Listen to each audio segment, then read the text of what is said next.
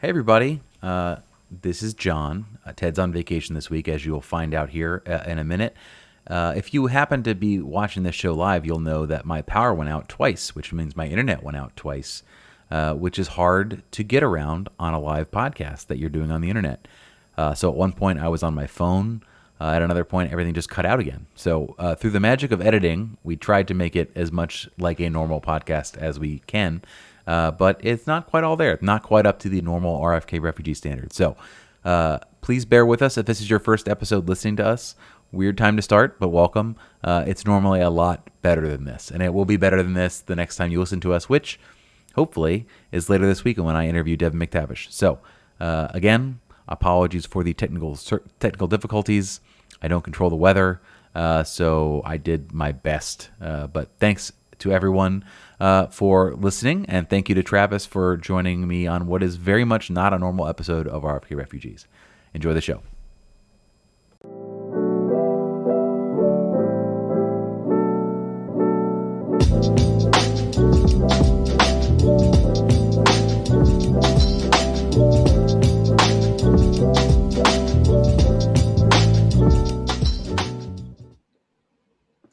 Hi, everybody. I'm not going to steal Ted's phrase, so we're just going to leave that to the side. But this is RFK Refugees, the podcast, the visual medium of the podcast.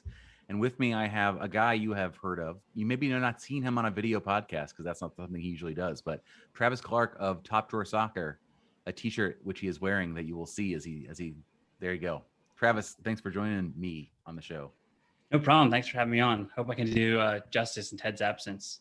We will find out. It's going to be a test. Everybody, let us know in the chat. Give us what F in the chat for I don't know what it is. I'm not old. I'm too old. Speaking of too old, twitch.tv/RFK Refugees. If you're watching us there, really appreciate it. If you're not watching us there, if you're listening to this podcast the next day like a normal person and not engaging with us on chat, what are you doing? You should be here on Monday night, and you should be subscribing to our podcast and subscribing to us on Twitch, which I will get to soon.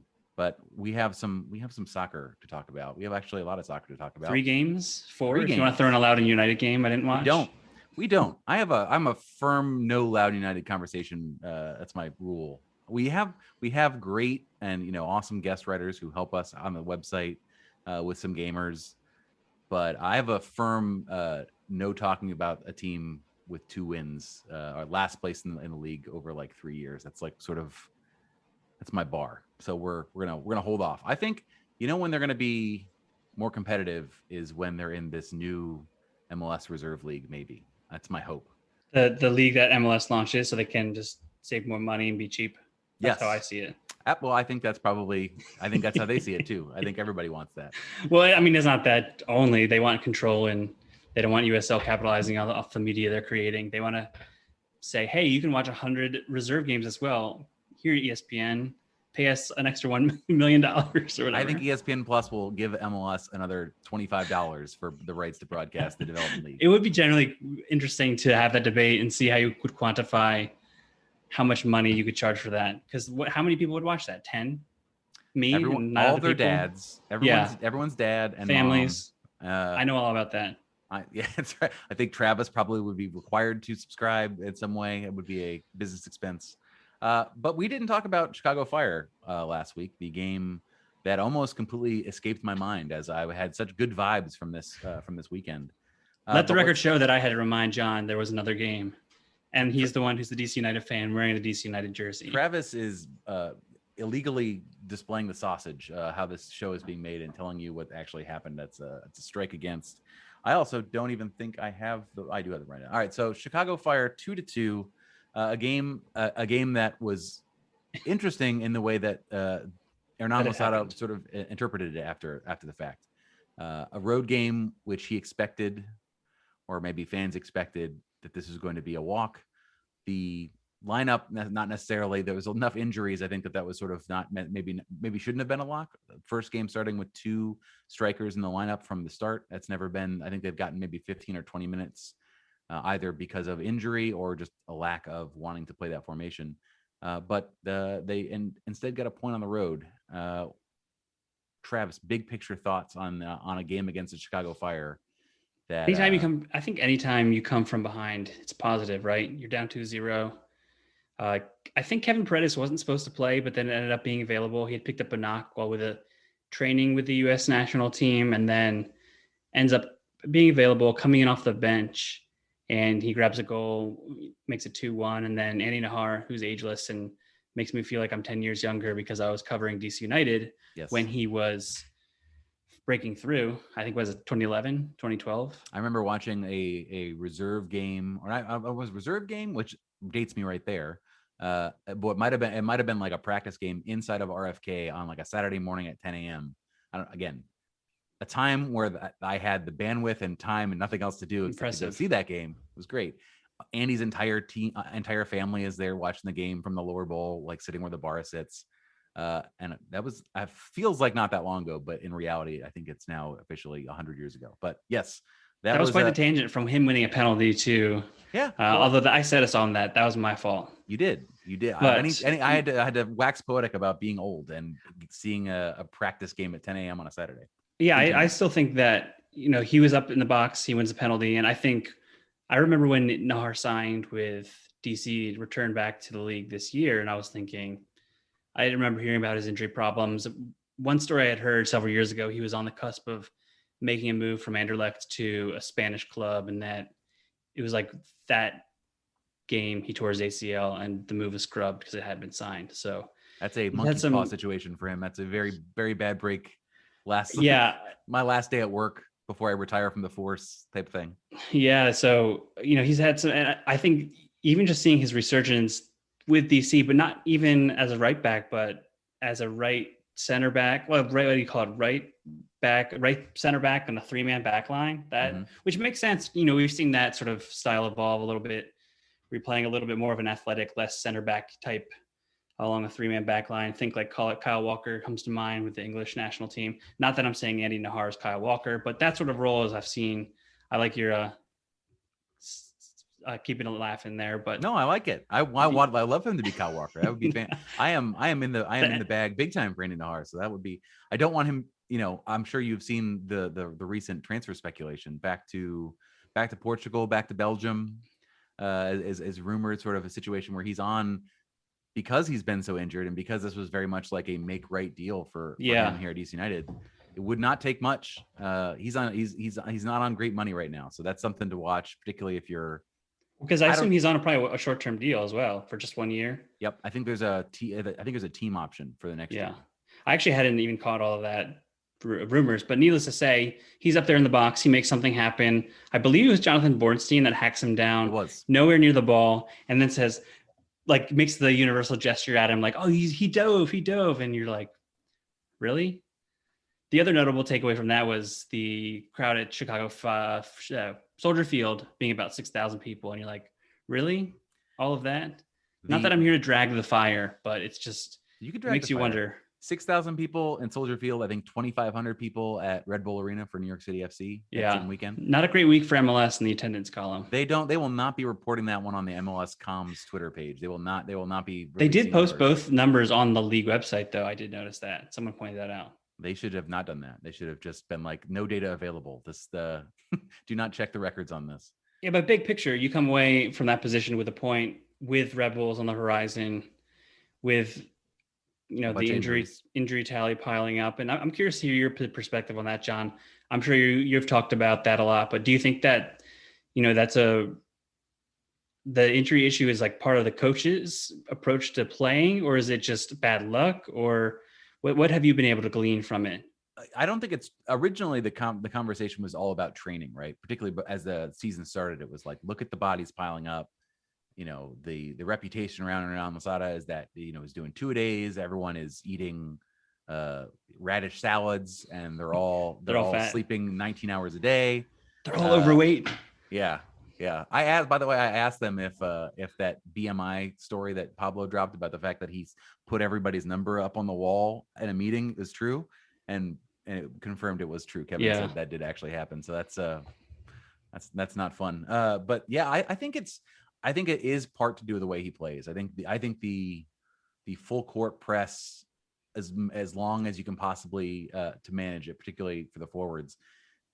I think inevitably we're going to cause you to break down. Particularly, these are all players that he did not choose. Maybe we're not chosen for this style of play, and he's trying to make work. And some of them are doing well. Some of them are adapting.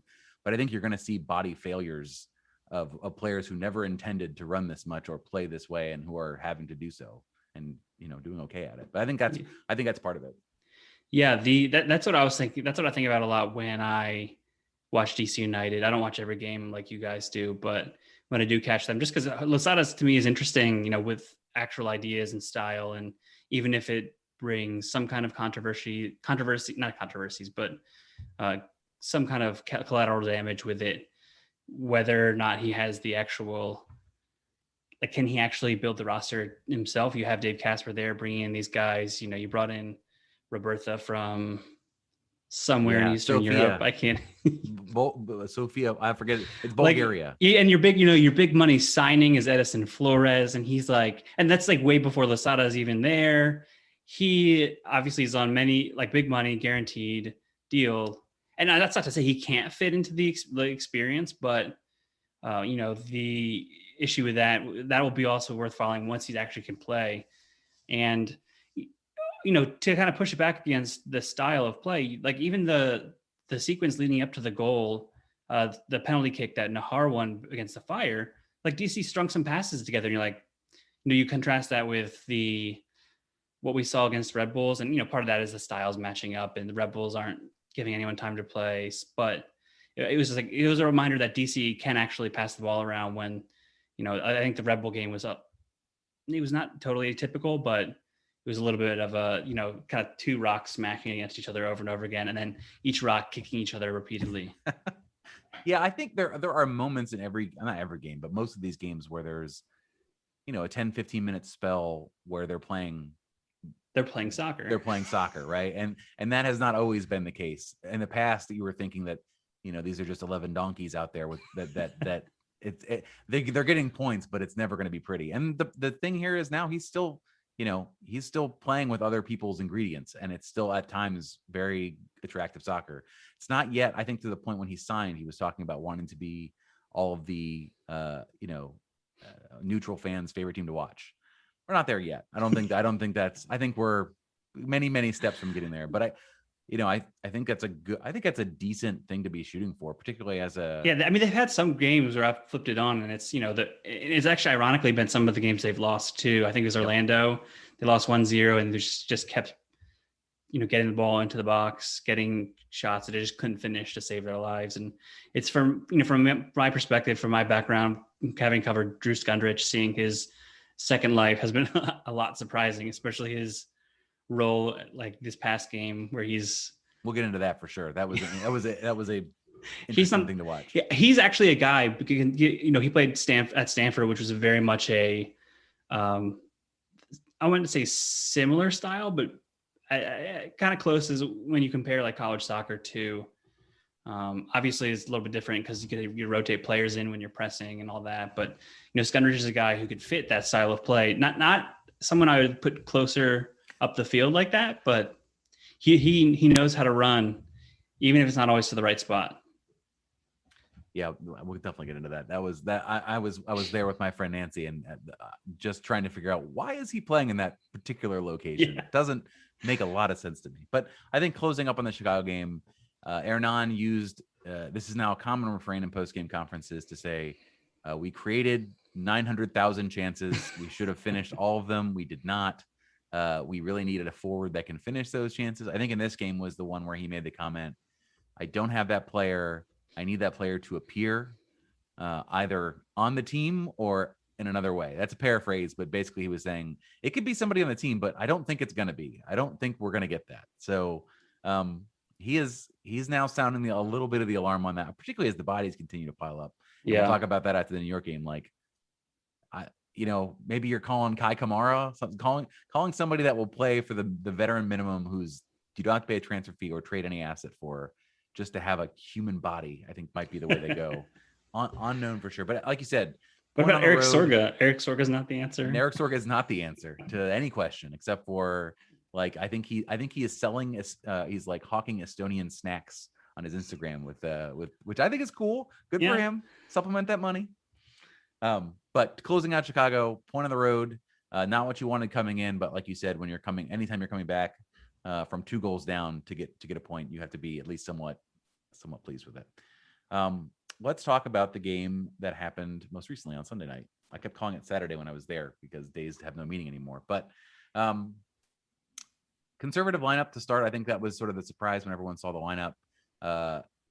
2 defensive midfielders with Drew Skundrich on top of that, which is what we sort of got into, like not your normal number 10, sort of in an 8 role where he was shuttling back and forth, but was getting very close to goal.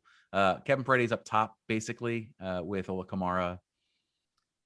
They played, in the beginning of that game, I think that they, the press from the start was effective as per usual, but it always seemed like they were missing that third piece that is normally up there, that normally helps them actually put, get one of their right backs or the left back into a dangerous spot where they make a stupid pass and it gets intercepted. The challenge there was Drew was either too far or wasn't effective in the press, or Joseph Mora was the other sort of player doing that, and he's very conservative about getting forward. But overall, I mean, they played it tight, and I think you alluded to it before. New York not in the mood to let people play. This was always going to be this was never going to be a game you'd want to watch on TV as a neutral, probably. Yeah, whenever DC plays Philadelphia or Red Bulls, the way the teams both are trying to set up, and at least what I know of Losada and what I know of those teams, it's never going to. It's kind of funny how he's bringing this style when he wants to have neutrals come in and play, but I think you can, sometimes see that. And I think for me, one of the biggest takeaways, I know we're going to go through a little bit more detail, is just how important Julian Gressel is, because he's, putting the ball on the platter, and you're seeing why he was coveted from Atlanta United. And when you watch Atlanta United now, you wonder why they were so unwilling to pay him not an insane amount of money. Nope. No, I mean, he's on he makes a good amount of money in the United States of America, but like, and then you watch what Atlanta's been doing of late. They're on their 4th or 5th coach, and things have gone south fast. And I think getting Gressel and Areola, that's all. When I knew those two were coming here, getting them in sync and working in the same way, I think will be huge for the team down the stretch. And just along with that, keeping those two healthy for sure. Particularly as I think Hernan's shopping list is going to go unheated. So he really hopes those players stay healthy. I think a quick aside there on Gressel, I think there are some Atlanta fans that are projecting a little bit and pretending that they're okay with Brooks Lennon in that spot. And like, well, what's Julian Gressel really doing? I don't know. Who really cares? And if you look at Julian Gressel's expected assists, which is a stat, I had heard of expected goals. I should have assumed that there was an expected assist, but I've never, ever seen it mentioned in any of the things that I read normally. He is a second in the league with that. Yeah, so, I was looking through his numbers too. He had 5 key passes from this game, which, I'm not even 100% sure what key pass metric measures. So it's part of the Audi index, I think. That's an inside joke for people who are not. Most people won't get that. Go ahead. But the number that people can understand is he's by far the way the team's leader in chances created. And I know part of that is the fact that he takes set pieces, and you get a shot on target, that's a chance created. But regardless, he's a very important player, and you saw that on the team's goal. And it should have been a second goal. Was that Paredes, that header that? I believe it was Alfaro from the notes that I was looking at. Was okay, but I didn't write that down. Either way, he should have had another assist at least. Yeah, 3 assists at half. So 27th minute, the first goal that was alluded to. Gressel does a Andy Sullivan like step, anticipating a ball coming back out of the back line, cuts it off. By the way, I don't have his miles or his kilometers run or whatever we're in America, so miles run. He was up and down the entire game, but in this situation, he intercepts the pass, plays into Ola I think Ola finishes from maybe like 8 yards out, goes crazy, goes over to celebrate with Julian in the corner. Really, we talk about Ola a lot on this podcast. Is it nice things? Good and bad. Okay. Good and bad. I think he is extremely efficient. You cannot doubt his efficiency. He's got the second most goals in MLS per 90. He's not had as many minutes on the field as he'd like, but when he is on, he scores. He scores all of the penalty kicks. I think that sort of maybe bumps up your numbers. A Jaime Moreno late career-esque goals per 90 situation maybe, but he finished that one. No, that was no problem there. Unfortunately, things went a little awry in the 40th minute. He's fouled. His tooth flies out. He cuts his tongue. I think he had just been hit in the head, maybe like five minutes before that. He was having a very rough go of it from a physical perspective. Whether or not that affected his decision making in the 45th minute, where that was Gressel's ball there was much better. Gressel's ball there was 10 out of 10, A+. And I was actually sitting in 133, so the pass was coming right towards me, so I could see the curve on it. It was just perfectly placed. And then Ola takes maybe 37 touches when he could have taken 2. I don't know if he was trying to get it on a preferred foot. Maybe he was. Yeah. Gets overtaken, no goal. I was surprised that he had 7 goals when I looked at his stats. I was like doing some prep. I should at least know who the leading scorer of the team is, right?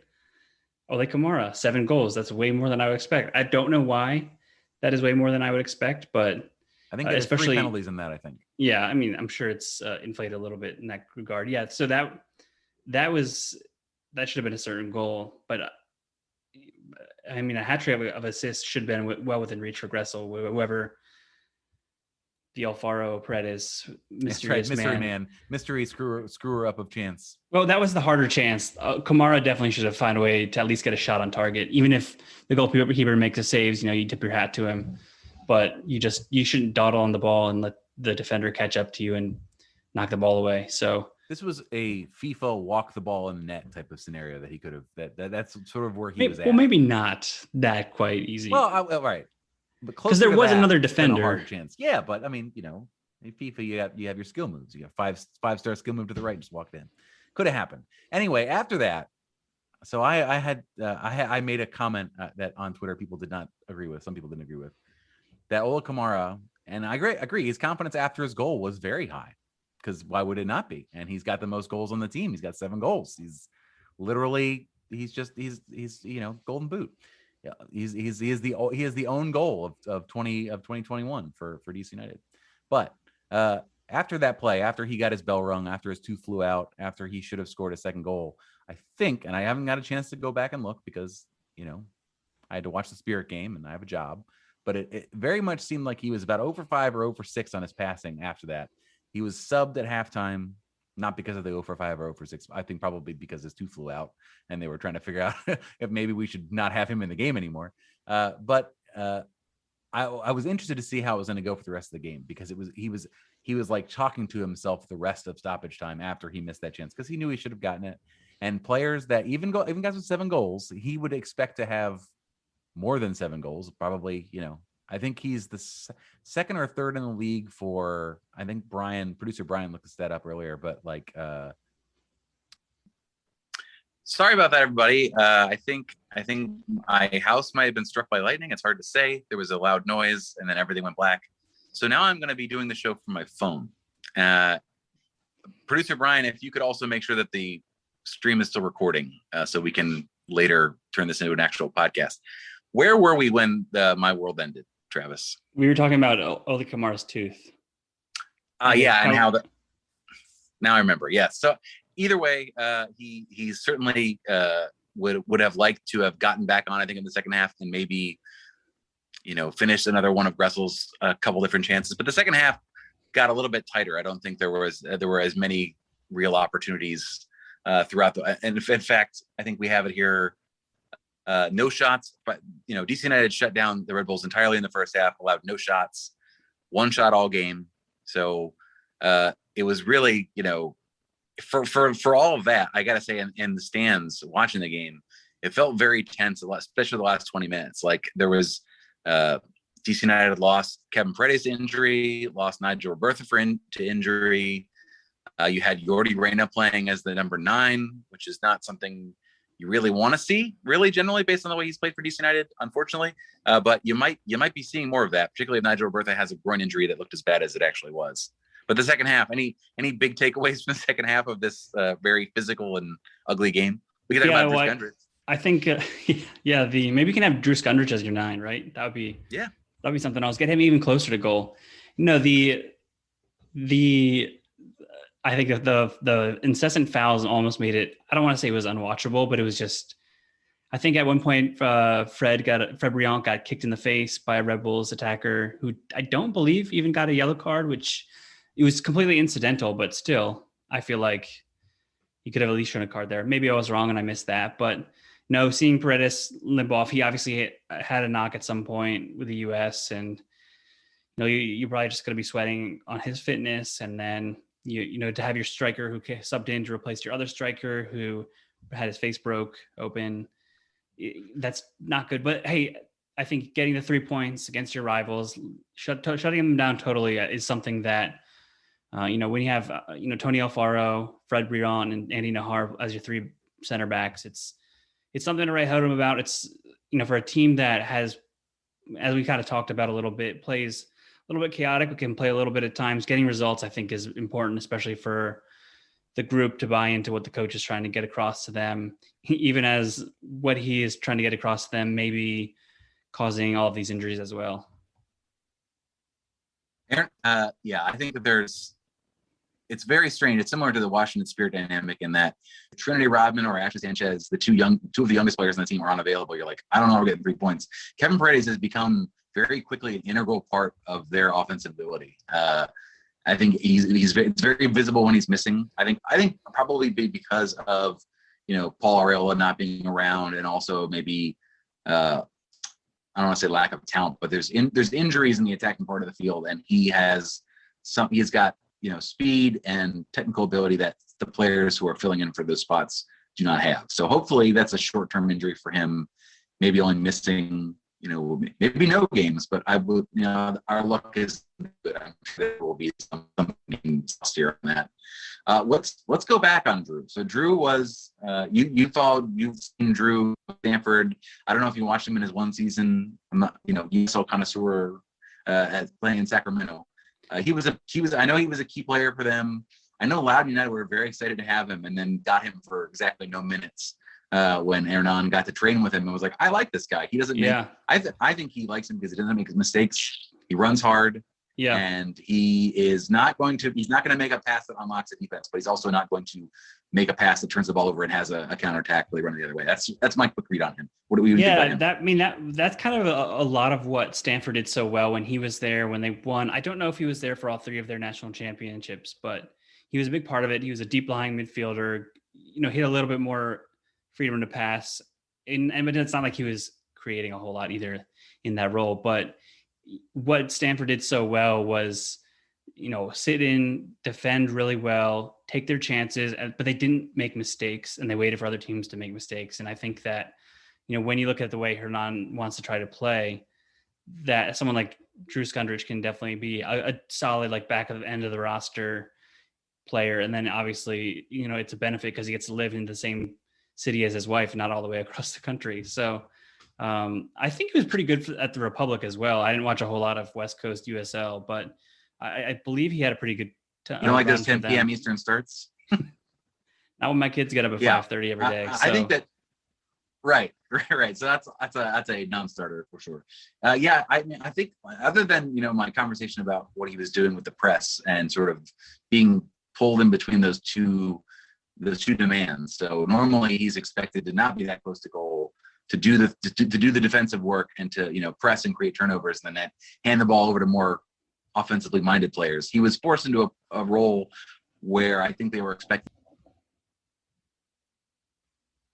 And I'm on mute. I was saying that I'm broadcasting to the inside of the tornado. I think we're not going to make it to the entire episode here, and I'm frozen, I think. But Drew Skundrich played 90 minutes after being injured for, I think, 2 months with a meniscus, having no opportunity to sort of ramp up his play, and plays a full 90 when is required. So, it's fun to make fun of his limitations, but he did a good job and filled the role. Let's talk about, I'm going to let you mostly talk since I am again in a tornado. Julian Gressel, man of the match, almost scores the Wayne Rooney from midfield around in extra time, and basically ran the entire game. Did a Paul Arriola light level of, I'm going to inspire this team by not giving up any plays, just running, lung busting the entire time, and then also making some technically proficient passes. What did you see about him, and as far as this is sort of the player they were hoping they were going to get from Atlanta. Yeah, exactly. That I think we talked a little bit about that, and it underscores when Gressel's on. He can be such a huge player. I do think they need to make sure there's enough pieces around him. We talked a little bit about that too, where, if he's passing it to guys in the box that aren't making good decisions or aren't passing, or not finishing like, Kamara did. I think that finding that balance between, okay, how do you fit Paul in? How do you fit Julian in? I think maybe Paul could be in the Drew Skundrich role and find a similar amount of success, or I just call it something the Drew Skundrich role, which amuses me, but but no, if you can, because we saw Gressel play so well with Atlanta when they were playing in a 3-back. So I think that could be a really key place for, the way the style of play could be a really good fit for a big second half for Gressel. And, if Edison Flores can thrive, then maybe something similar could happen with the team going forward, because that's going to really impact the way things are. Sorry, there's a lot of videos going around me, and it's really throwing me off. Sorry. There we go. We're back to it. Producer Brian is having to rejigger the video as we go. I hope that is the last time I'm going to have to broadcast a live podcast from my phone with no Wi-Fi, which is what I was just doing there. So yes, the Drew Skundrich role is one that we're going to have to fill going forward. Edison Flores. I'm just glad I was on this podcast and I have invented that term for you guys to use. No, we're gonna use that probably every week. Other things that of note of this game, the style of play, not among them. Bill Hamid with his 4th clean sheet of the year, 74th of his career, which is 9th most all time in MLS. Again, if you want something that makes you feel old, it's Bill seems like anything. He should be 40, and I look at how old he is, and I'm like, oh, yep. Because I remember. Back in the day when I was around RFK, a couple of times you run across him, and when he was a teenager, and now he's not a teenager. So again, I think he's somebody that was critical. Getting Birnbaum, back into form. I know that he hasn't seen much time on the field. He's been fighting injuries. You have the depth if you're Losada to stick with this 3-man back line. I think it's more about keeping guys healthy and making it work offensively. And if you can't bring in other players, which let's be honest, there are limitations to that. That's probably not happening. You need to find a way to make it work in the final third, because I think that, they can be solid enough. They can be difficult to play, even if they do give up some, the goals they gave up, especially against Chicago, they were a little bit unlucky. One was like a deflected shot that Hamid had covered, but was knocked into the net by Nahar. So I think that you're not going to learn a ton from the Rebels game just because of the way the styles clash. You just want to grind that out. You want to get that result. And that's why I think the game turned into what it was. Not to mention the fact that the Rebels, as I was watching it towards the end, you just kind of flipping through and you're like, why do they just keep kicking each other? And the only time the camera would be still was then when you would have zoomed in on the ref who had called a foul and was like getting ready for the restart. So it was not a game for the purists, but a lot of the games between these two teams nowadays are not. Do you think something you said about we're reflecting on the fact that there are unlikely to be a little player additions this window, and maybe I don't know what the next window looks like either. Hopefully, at least that's a little different. Do you see this coach having a similar situation of Matias Almeida in San Jose, where every offseason it's like, maybe, somebody else is looking after him. Like, oh, we'll bankroll you. We've seen what you've been able to do with DC United, making them at least watchable with creating not really buying anybody else. Do you think DC United is any sort of threat about having the attention on Aaron and maybe having him leave before his 3-year deal is up, particularly if they don't bankroll him? It could certainly be. If he feels like he's not supported, I feel like that's hard to know. Because then, does he feel like he has other opportunities? Like if something comes across his plate, I think maybe he would be more inclined to pursue something like that. Whereas if he gets some support and gets some players in, that's going to be really fascinating. I didn't even think about that, but I think the Almeida thing, I think there's a little bit more, because Almeida is very much, he's all about the man-to-man, man marking. And I think that's even more demanding than what Lozada is trying to do. So I think that you are going to be able to find more players that can impact the game. And I don't really know what it would take. You probably need about a striker, a midfielder, maybe a better defender, and you're looking at a big upgrade. But that's what he wanted. He wanted one from every line, and he technically got that. But I don't think the players he got were the ones he was expecting necessarily. I think, although Andy Nahar has somehow become an irreplaceable cog for this team, which he's Kyle Walker of DC United. There you go. There you go. I've not heard that before. Yeah, no, I think the challenge there too is that we already talked about, like, he could go. He's on a lot of money. You might have to rejigger that contract if you want him to stay. If the interest that was talking about him is real, I think Boa Vista in Portugal is not a team you have to go to, nor is unnamed team in Belgium. So it's not like Manchester United is calling off. But that's also agent games going on in the background, looking for his next move to either get a deal from DC or a better deal, a much better deal. Versus, are those actual legit options? I mean, I'm sure they are to an extent. I know that Andy's agent is also represent Reggie Cannon, who plays at Boa Vista, who also Reggie Cannon is not getting paid right now. So probably not there then. That seems like a bit of a stretch. They have some things to work out off the field, but yeah, that's going to be fascinating. How, even when you have somebody who's a little bit less mobile than Andy playing that right center back spot, is that still going to work within the style? Will that work next to Gressel? Because you have somebody like Andy that can, he's not the speedster that he was when he was younger after all of his injuries, but, he's able to clean up messes behind Gressel when Gressel's doing his thing up front, right? So, that piece of the puzzle will have to be sorted out. So he will also be the unquestioned leader in dribbles completed for center backs at MLS. Yes. It will not be close. If that was a stat they kept track of on the MLS website, it would be him and then 20 other spots between them for the next person. The way I have on here to talk about the wave, and I only am talking about this because I got a lot of comments on Twitter about this. I would say I'm anti the wave. I don't know if you saw that.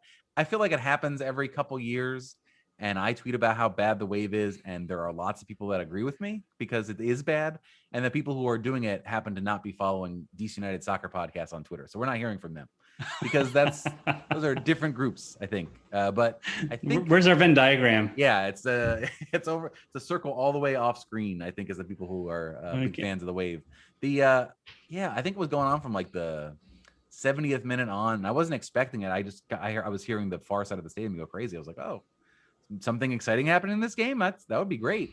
But no, it was the wave that started in the very early in the game and went pretty much till the end. That's 20 minutes of standing up and getting up out of your seat every so often. Yes, I like the rocks the wave was crashing on. You do sound like an old man yelling at a cloud right now, though. Yep, I don't care. Okay. This is where I will put down stakes. I'm okay with that. There's some things that are good about getting older and being against the wave and feeling okay and confident is one of those things. Well done. I don't know if that happened a little bit, I think, more in Rooney era. I don't as it goes, if you're winning by like 4 goals or losing by like 4 goals, then you do what you want. Who cares? I think it is a little bit unusual to, in a 1-0 game against your biggest rival, to be, not that people are tuning out. You can still watch a game of soccer and do the wave. Let's be honest. It does not require a lot, but it does feel like a little bit off, just a little bit. I'm not going to yell at the cloud. Allow me to yell at the cloud. Carbine Cat, a friend of the show, likes the wave because it makes people angry on Twitter. Because he is not yet old, where he's okay with things of this nature. But yeah, I mean, guys, let's not.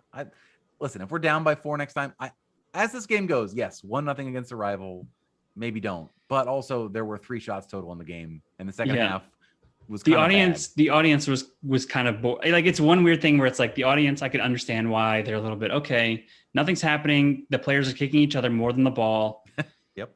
And we're just going to do the wave. But then you don't have that like sort of tension. Like if there are a bunch of, I don't think it would have been going on if you had like chances at each end, if, Red Bulls hit the post or whatever. I think it might've been, I think you need to relax a little bit and just realize that it might've been to do with the game state as well. I'm sure that's what it was. I'm sure that all of the way people were analyzing the game state, and they're like, I don't know. The expected goals this last 20 minutes is very low. Yeah, I know what I just said is ridiculous, and I will never be invited on here again. The Drew Skundrich role will keep you on. Yes. The mention in the chat. I'm not going to get into this too much. Usually, this is the domain of RFK Refugees is messy supporter drama. So that's sort of where we cut our teeth. So you would think this would be our story. The challenge here is I don't believe that the information is quite out on this yet. I think by the time our next episode comes around, it might be, and then we'll probably talk about it. But I believe the leader of La Banda got a 5-year ban to come to any games, and the rest of the group just left. He got his ticket scanned, and they told him, "Sorry, you're banned for 5 years." There's rumors about why that is. I'm not going to talk about those at all. But I think by next week we'll find out what that was. The vibe was off, certainly. I think that there were some drums left. I think that normally they're the drum element of the supporters group, so it was a little hollowed out for sure. It was noticeable, but not so noticeable that I was for sure something was amiss until I got on Twitter after the fact. Yeah, I can't. My expertise does not extend to RFK. Not RFK. What did I just say? It's all right. The DC United support. DC United supporter drama. So I will leave that to you. I will leave that to Ted when he returns, and you guys can break that down. We will. I can talk about the Drew Skundrich Role. Yeah. We will turn whatever this is into like a mini series. I just want to call him Mr. Andy Sullivan because that is funny. I do that too. Yeah. I was thinking about that today. I'm sure it's not an original thing, but we're doing it on Twitter. It's fun. It feels good and bad at the same time. I feel like I don't know Drew enough. But yeah, I think what I said was once Drew makes the national team, we can reassess who we're going to call what. I think that's where we're at. Or if the Drew Skundrich role becomes more ingrained in the team, and then we have to revisit just from that perspective that he's just changed the way DC United plays forever. So next game for DC United is against FC Cincinnati. I cannot imagine a better opponent, considering DC United is once again the walking wounded from similar to the beginning of the year. Running out of forwards for sure. But they also get a week's rest, so there's no midweek game this week. Hernan can, pray to the physio gods that Kevin Paredes can make it. But yeah, your most important player is now. Is he 17 still? 18 now. I think he had a birthday recently. Okay, happy birthday, Kevin. Yeah, happy birthday, Kevin. I think he came on the show right after he scored his first goal and after his first national team camp, and the following game he did not play because he was injured. Or did you ask him about the City Football Group rumors, or advise him not to make that? No, move? that came out the day. Yeah, it's like just keep your head down, man. Keep going. You're gonna be playing for Melbourne City in no time. Or what about the one in Japan? Whatever club they own in Japan. Yeah, what was that? What is that? Did David Villa play there also after New York City FC? I'm not 100% sure. I don't think he played for the one that was owned by City Football Group, but now we're getting into the weeds. But that's where we should be. I think we should be talking about the extended City Football Group universe. I do think it'll be interesting to see how Kevin Paredes and Moses Nyman sort of evolve, and to a lesser, at least obvious extent, Griffin Yao and the MLS really wants to sell players approach that they're now taking. When you see teams like FC Dallas shipping off of guys who are not exactly first team players, that's not to mean that they're not good, but it'll be interesting to see if DC can keep that up in terms of actually having their academy function. I was just thinking about this beforehand too. Like, how is it that Philadelphia Union have such a better academy than DC United, at least the past few years? Obviously, there are many reasons for it. We don't need to go into whole academy. Let's get Charlie. We'll get Charlie on. We'll have a 3-person roundtable about exactly that question. Go ahead. Yeah, I mean, I don't know if people these days at the academy to even speak to it, but it just makes you wonder why. What exactly? Like Brendan Aronson, Mark McKenzie. Your multi-million-dollar transfers. Like DC United has not been doing that, and there's a reason for it. So it'd be interesting to see how that unfolds, especially as like someone like Paredes is becoming such a key player, because I never thought he would actually sign. I met some English guy at a tournament once who was talking about how he had taken Gabriel. He was an English scout in Brazil, and he'd taken Gabriel Martinelli, who plays at Arsenal, to Manchester United 3 times. They never signed him. Anyway, he likes working on the kids that are like not here, but a little bit lower. And this is the reason for my story is he was working with Kevin and had helped him improve and get into the U16 national team camp. This is just a couple years ago. And so I'm thinking Kevin's just going to wait till he's 18, not going to sign with DC United ever. So I was surprised even when he did it. And he's obviously continued to go up like that. In terms of his ability and development. So I think disparaging Ben Olsen it's not easy. He's a nice guy, but like it makes you wonder like Lozada, what's the Lozada effect with these guys, with Moses Nyman, with Paredes even more so, just because of the way Paredes plays and what he does well, I feel like is a good fit for the funky attacking style that they're playing. Am I wrong? I don't know. I think that both of those players got a number of starts last year under Ben Olsen as the teams were decimated in the weird year. Yeah. So I think that has as much to do with their development currently as the current coach. I mean, it could be like the coach could also be irrelevant in the factor. Obviously it's not, but I just wonder about their stride so far, how it related is to the coach that the front office stumbled backwards into.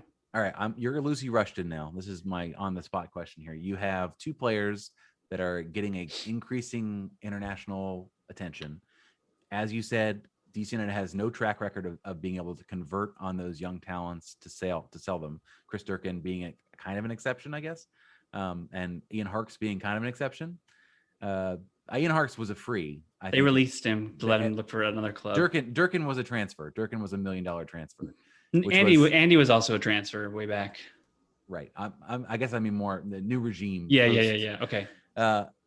Do you allow these players to continue to grow? So both of them now on the national team fringes, both of them now, or Kevin scoring goals now in multiple in consecutive games, team of the week. Do you allow these players to continue to grow with the hope that it only goes up from here? Or do you try to cash in early on the hype that's now around both of these players? Say you're putting more of a money on your sell-on clauses versus trying to make sure that you're getting 5, 7, 10 million or whatever you think you're going to get for both those players. What do you do for both? I think for at least one, if you have a good deal sooner rather than later, as long as you have the sell-on fee, and it's the right opportunity for the player, then you do it. If it's a city football group type opportunity, and maybe it's what the player wants, obviously that's a factor too. Mm-hmm. But if it's like a good stepping stone club where you could also then that player will develop, let's say it's like a not Premier League or whatever, the higher, like not a Spain, France can't buy anyone. They're broke. That's our MLS. I think MLS should be Ligue 1. Like that's where stop talking about League of Choice. Stop talking about like, that's who we are. We are now going to be the shop window for the teams that can afford our young players. Well, I think they should be buying players from France and then selling them to other leagues too. Arbitrage. I think that's right. We should do that. That's making deals. So, all right, I think that makes sense. I think you find the right opportunity.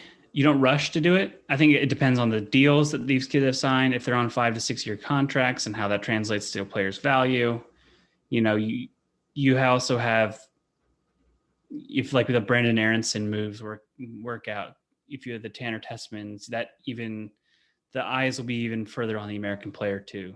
So that'll definitely help your cause as well. I'm wondering too, if, there's obviously an FC Dallas halo effect for the rest of their players based on the effect, how some of their players have turned out. Do you see that as an MLS wide halo effect? Is everyone sort of seeing, well, like, look at all these players. Obviously Philly is like FC Dallas Junior as far as, consistently churning out. I mean, it certainly helps. You can go back to Alphonso Davies, the fact that he came from an MLS team and went to a huge club like Bayern and has done so well. That helps. Even the Weston McKennie, Christian Pulisic. I mean, it all comes down to honestly Pulisic and McKennie, really, that they were able to, even though neither was. Well, one was at FC Dallas, but neither produced transfer fees. So like that sort of opened the door, because then these other teams are like, oh, American players don't totally suck these days. Right. So now their scouts are not just taking these trips to Florida or to these showcase events and looking for looking for a nice 2-week vacation because they didn't tell the club that the event is only 5 days and they go for true story. This is the guy speaking of what he knows here. I have a feeling that is a very much lived experience. I mean, unless the scouts were lying to me, that is what when it was like, oh yeah, I told the club it was 14 days and it was like a 6-day thing. So, because the Europeans love their sunshine. But anyways, back to the point. I'm curious to see if when not DC United can kind of ramp that up, because I think what that does is convince your owners you need to be investing in it, and it's hard, I think, for bottom line oriented people. And that's not just saying the DC United owners are bottom line oriented. It goes for all of MLS, all sports business, and the way that that can fluctuate too makes it challenging, because you're like, well, we've spent $5 million in the past 2-3 years on our academy, and yet no one's been sold. You also have to prove, are we producing players for our first team too? Because then you're not going out and spending that money to buy someone if you have a striker who's in your academy, and there's not a forward that comes to mind if thinking like a forward prospect for DC United's academy. Even the guys on the team right now are like sort of the best of the 02-03 group. Like there's not even like really good, like it's starting to like flip a little bit. Guys are going to bigger, but they're like, there's not even a ton of DC United Academy products like doing well at Division I men's soccer programs. Like it's Adam Lundgaard was one that they were looking at. Jeremy Gray, obviously one that they've signed now. Before Gray was good. He should be a player that can come in and impact the game, impact that MLS team eventually, maybe a little bit later. But Lundgaard's going to go to Clemson, and then there are guys committing to UVA for next year, and what have you. And then, as I alluded, I don't know if we were recording, but the U15 looked pretty good. But obviously that's a long way to go. Those kids were born in 2006 to make you feel old again. Jesus. How's Brian Kao doing is he at Wolfsburg U19s or something? He was doing well, but it's kind of a black hole right now. Like the news that is available, and I haven't checked in yet as a season. Which then also reminds me of Eric Williamson, which is now becoming much more of the one that got away here for DC United.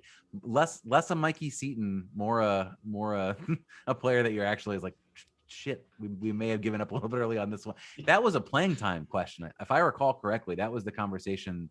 I think it was Goff that had the source close to the player, but as DC United were looking at signing him to a deal, there was no sort of promises of time in the midfield from Ben Olsen and the club, and he said, all right, fine, I'll go to a better team. I'll go to Portland. And but the thing is, though, he didn't play for a few years he was playing Portland too for a little bit, I think. And he went on loan to the Portuguese team that plays Santa Clara. Do you remember? You probably don't remember that. So he went on loan for like half a year to a team that plays in the Portuguese league, but they're on this tiny island group that's pretty far away. I think it's called Santa Clara, the club. I'm not sure what the islands are called, but it seemed like he was just ready for a vacation and ready to give up on the whole soccer thing. And then now he's on the national team and playing pretty well. It worked out for him. It did not work out for DC United as well. It did not. Big whiff, big whiff there. I think, this is a question for you. How much do you still remember your MLS roster imaginations? Probably not as well. How much, this is from Gregory on Twitch, how much do $1 million transfers help in a world with Garber bucks? With players you produce out of your academy, it's still pretty good. Yeah, you get all that. From what I know is you get all of the allocation money from a transfer. You get to max out your, whereas you only get a certain percentage if it's a player you have purchased. Like the Miguel Almiron transfer, for example, they had brought him in, they sold him to Newcastle, and they did not get that full allocation.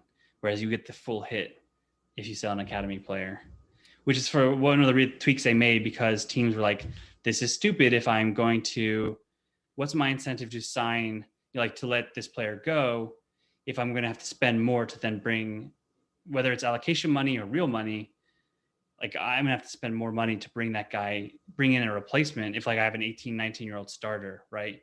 Right. So that was part of the whole thing they're trying to change.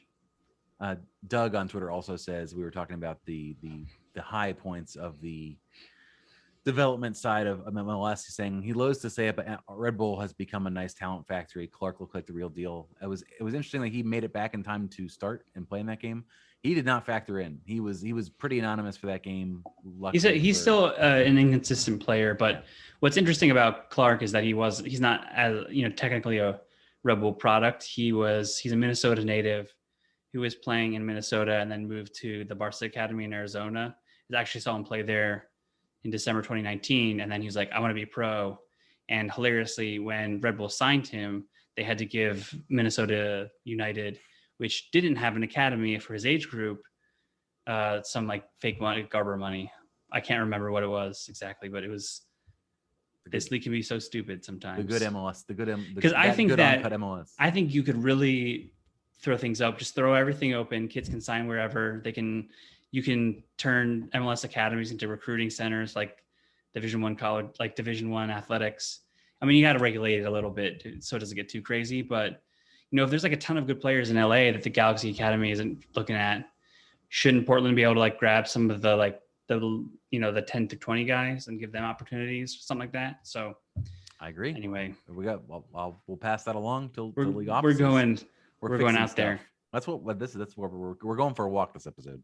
I think that'll wrap the DC United section of this podcast. So that was 3 points. I believe they were before the game. They were one spot above Red Bull in the standings. So I believe now they're continue to be at least one spot. I haven't looked at the standings since the game, but still outside of the playoff picture, but close to the playoff picture. Close, not quite there. Plenty of games to play still, and with the United States going to the next round and the Gold Cup, that's a little bit longer before Paul will be able to return. Donovan Pines also apparently picked up an injury, which is not great. Not fantastic from a center back depth perspective when he was to return. But the fact that Birnbaum did not re-snap his ankle ligaments in Philadelphia and he was able to actually come back and play the last 5 minutes in the New York game makes me a little bit less concerned about Donovan not being able to immediately jump back in the lineup. Well, they'll lose the guitar, so he'll be back soon enough. Yeah, that's true, man. That's a whole podcast right there. Yeah. How they're there, how they're doing. It's all great. Go ahead. I think they played at the what is the CONMEBOL? What's the Copa America 2 this year? Apparently. Do they? Qatar did already. Oh, they didn't place as well. I don't think that they dominated as well. Can't believe I could be wrong about that, but I heard that and I was like, wait a second, really? They're doing their whole like world tour before the World Cup, where they're making sure that they get out of the group stage. That is all that this is about. They will play anybody anywhere on the moon to make sure that they're ready to not get just kick us some money from Qatar Airways and you get an invite. You could play any tournament. The Capital Cup should have been a great spot for Qatar to play. I don't know why DC United didn't call Emirates Airlines. Washington Spirit played also same day, same time. Guys, stop doing this, please. Please don't do this anymore. Did you watch the game on your phone? No, I did not. While you're at the, I did not. I did have. It was funny because I have the Wi-Fi password for the press box. So I could have done it. I did not. I had to watch it after like a big dummy. But guys, stop doing this, please. But 2-0 win against Racing Louisville, which is the reverse of the score of the game that they previously played Louisville. They lost. That was their first loss of the season. But goals for Ashley Hatch and Sam Staub. Ashley Hatch. Golden Boot leader so far right now. I believe she's got 7 goals, I think is the number. I'm very concerned that every game she seems to have some sort of concussion symptoms or has to be evaluated for concussion. That does not seem sustainable for a full NWSL season. So I hope that they're able to sort that out. But she, her goal was pretty impressive. Great tackle by Ashley Good Sanchez. Finish. Wins possession in the midfield. Tara McKeown gets her first assist, first time she's been on the score sheet at all. And Ashley looked like she was going to push it too far towards the end line, sort of took away her angle, but was able to push it far post past the Racing Louisville goalkeeper. Louisville, I know that Travis watched some of this game, but Louisville looked pretty dangerous to me. As far as if you look at the stats, the way they broke down, pretty evenly matched, despite I think they were even on shots or very close. The Spirit had the better opportunities. Aubrey Bledsoe had a number of saves that she was able to make without moving. So that's you like to see that if you're the Spirit. But They looked a lot better than when I've seen them play earlier in the year. They look very good for an expansion side that spent their biggest chits in the expansion draft on two players that are never going to play for them, which is Christian Press and Tobin Heath never going to come. Big old swinging a miss there. Lit $150,000 of allocation money on fire on a bet that's not going to pay off. It's fake money, so it's no worries. That's true. I do want to talk about that Ashley Sanchez tackle. That was like, it was a Hernan Lozada pressing up high the pitch. And I think, it's another player who I watched as a teenager, Ashley Sanchez. It's good to see her doing well in NWSL, because I was a little bit worried if she'd get, I don't want to say bullied, but, smaller framed players sometimes can struggle in women's soccer in this country just because of the way some teams play, and just a reliance on physicality and athleticism, which I know it's cliche to throw that out there, but Sanchez is a very skilled player, and I'm glad that she's becoming a two-way menace from when I flip on Spirit games. And I think the attackers they have, Trinity Rodman, Sanchez, McEwen, Ashley Hatch, it can be a very exciting team going forward for sure. Yeah, actually Sanchez has been a fouls committed magnet at some games when teams sort of decide they're going to key in on her. They've been able to mark her out of never full games. I think that they're able to usually control the game for 45 minutes, mark her out of the game, push the ball to the wings so that she doesn't get a chance to get on it. But inevitably in every game she's played this season, there's been about at least a 20 to 30 minute stretch where she takes the game over. And it's really exciting to watch from the perspective of a fan, because it's just there's not really an answer for her. You're right that she's physically, I don't want to say outclassed, but she's smaller than most of the center backs she's going against or trying to dribble past, but she is able to evade most of them, and as really, I think her mentality has really helped her a lot. I think she is. Yeah, there was definitely, knowing the kind of player she is, that was a thought of something I was going to be watching. And so far she's like chucked that out the window and said, no, I can handle this. She looks more ready than I thought she would be. And obviously she turned pro last year, right? Last year was her first season. Yep. Yeah. And your first pro season is this pseudo super weird year. And then now you're coming in and taking a big step forward. I'm curious to see if she'll ever get looks from the national team with the way that works. It's just always impossible to know if you're not Megan Rapinoe or the big name players. Like, will they give kid players like that looks? So it'll be interesting to see post Olympics if there are any shifts in players like Sanchez and Rodman, and heck, maybe even Ashley Hatch gets a look if they keep playing like this. Obviously, got to be consistent. That Ashley asked sort of the U.S. setup at the beginning of the season what they needed to see more from her, and they're like, just score more goals. Particularly if you could do that at the national team level, that would make it even easier for us to call you back again. So I told her it was very much the first job out of college requiring experience situation, but she's been clinical this year. Like I said, I just hope she can stay on the field. I hope she's not doing herself any disservice by making herself available. For the rest of the game, did you happen to see the flip throw in the 42nd minute? The flip throw. Yeah. How often are you seeing that youth tournament still? I know when I was growing up, that was like a thing that was cool, so people were still trying it a lot. Is that in the bag for a lot of youth teams? You see it every so often. There was a guy at the University of Washington that was he had a really good flip throw like 4 or 5 years ago. Like this flip throw did not impress me because it did not clear the first defender. It did result in a corner, but it was I think more of a mess up. I was like, really? Is that what I think I was at a tournament in the end of July and I did see 1 or 2, I believe, but it's not. Honestly, at this point, players can just throw the ball far enough that you don't need to flip. Like you can get the ball like close enough between the 6-yard box and the penalty, and then you have somebody in the front and you head it on. Like, I don't know why they didn't have a player closer. Like, why did Louisville not have a player like coming towards the ball at least to flick it on? Right. That's the whole point of it. It's like she didn't tell him that was coming. It's like that was a surprise to the team. But I feel like you should. I do too. I think that's definitely a team decision. I think Lauren Millet, I think, was the one who did. I think that's something you gotta, or Milliet, I'm not sure how you pronounce it. I do think that there was it was an interesting contrast, like this game and because I did watch, I believe it was the first matchup between these two teams. Have they just played twice? Yes. And I feel like the Spirit were like cutting them to pieces in the first game, but then couldn't finish and then gave up a couple goals. And so not that Louisville was that good, offensively. Obviously they created chances, but it was an interesting contrast that the results kind of flipped a little bit. Even though I feel like the Spirit were still deserved winners. I don't want to come across like I was saying, Louisville deserved to win or anything like that. But they were not clinical. They were creating opportunities, but they were not being very precise with them. The lead should have doubled in the 47th minute. Robin and Sanchez had a 2v1. Great defending by local product Emily Fox, I believe, is from Loudon. She's from Northern Virginia, I believe. Yeah, you're correct.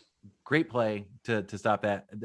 The announcer was like, "Those are the two players you do not want to see running down on you in a 2v1," and true. And they are correct. As a somebody watching it from the other end, I was like, "Man, that's not." But they were able to keep that one out. They were not, however, able to keep out Sam Staub in the 58th minute, fresh off having her red card rescinded. That red card was wild. I'm not sure if you saw that play at the previous game at Segra where the referee. I missed it. I did see the stories about how the red card was rescinded, but I did not actually see the play itself. Yes, so it was a foul outside the box. That was a dog so that they gave to Paige Nielsen, and then they said, "Oops, it wasn't actually Paige, it was Sam." And then so like 3 minutes later, they finally were able to go on with play, but they got that rescinded because it was not actually a dog so, because literally it could have given it to two different players since she actually did. It could have given it to either one of them because they were both there and there was not an opportunity to go on goal. They got that rescinded. Luckily, that's great because the Spirit are very short on defenders at the moment. Was able to score off a corner. I believe it was Taylor Aylmer. She's new. I don't know her. This is her first game, so I'm not going to feel too bad about not knowing her pronunciation guide yet. But this is her first. There were like 6 players, national team replacement players, that are basically making up most of the bench now. So that's basically the second half. You become sort of like who is this person? I don't know this person, but was able to score. That was great. Great revenge for her. Mickey Owen almost gets her first goal in the 68th minute. Again, there were some opportunities for Louisville the rest of the game, but none really concerning the Spirit. They're in a good position for. I believe they're now in third. I don't want to make sure that's right before I say it. I think they're in third. The top. 6, very close. I checked. The top 6 roles are like within 3 points, 4 points of each other. It's very, very dense at the top of the league. It's basically the entire league, and then Kansas City is how the standings appear to be. The Spirit are fascinating to me and the NWSL because we talk about development in the men's side, but seeing players like Trinity Rodman, lesser so Ashley Sanchez, look to leave school early. People keep asking me if that's going to be a trend. Not keep asking me. Not a lot of people ask. Literally hundreds of people every day ask Travis about this question. No, a few people have asked me. I should say it that way. That is a little more accurate. If that is a trend, we will see more in the women's game. And I tend to not think it'll be. I feel like some players will feel like they need to push themselves. The national team dynamic obviously comes into play. If you can get a national team contract like Tierna Davidson did and Kat Macario, that will push players because they can, get access to not. I know that salaries are going up in NWSL, but certainly not skipping like if you're skipping your 4th year of scholarship money and it's your first year of a full ride, then it's hard to see that equating itself. But particularly if you're going to like Stanford or Duke or any program where your college degree is innately going to make you more money than 5 years of your playing salary. So right, something to think about there. Basically the league's capacity to develop these players is what I was on about. Especially the Spirit are getting their second crack at like a attacking teenage talent that went to college for about 3 months and then decided, hey, college isn't for me, and wanted to go pro. So I think Rodman early returns are much further along than Malpew was able to achieve around here. Right.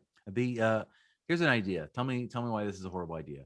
What It's if a horrible idea. The United States petitions FIFA to allow the U.S. women to field a U.S. 2 of like the next rung down and have them enter in all the other CONCACAF tournaments, have them just basically like Barcelona B.